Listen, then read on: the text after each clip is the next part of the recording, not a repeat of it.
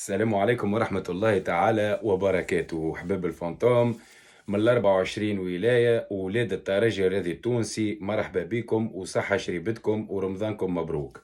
باهي ندخلوا في صلب الموضوع. الولاد 30 مارس ماتش الترجي الرياضي التونسي وسيك ميموزا. باهي باش نكونوا واضحين، نعرفوا الترجي الرياضي التونسي مازالت محكومة سورسي، ونعرفوا اللي الترجي الرياضي التونسي الكل حاط عليها الفيزور. ايش معناتها؟ معناها اخويا ما نطيحوش في البياج.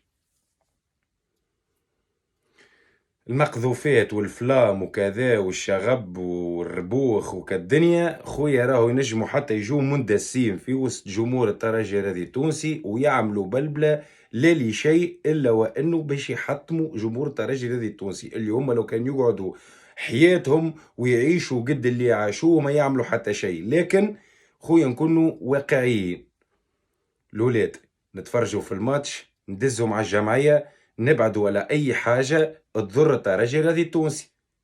برجولية الولاد ردوا بالنا، هاكا تشوف خويا الناس الكل مركزة مع الترجي، مسيبين الدنيا الكل ومركزين مع الترجي.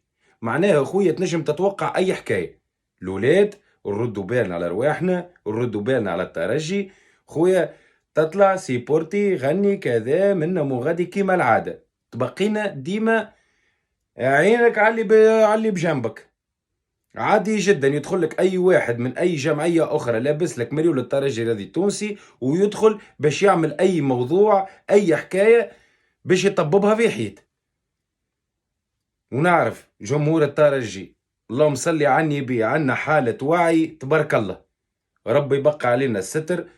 هذه حاجه حبيت نقولها خويا، بارتاجيوه الفيديو هذايا للناس الكل، حطوا في بروفيلك، حطوا ما نعرفش وين، خل توصل لماكسيموم بوسيبل بحول الله.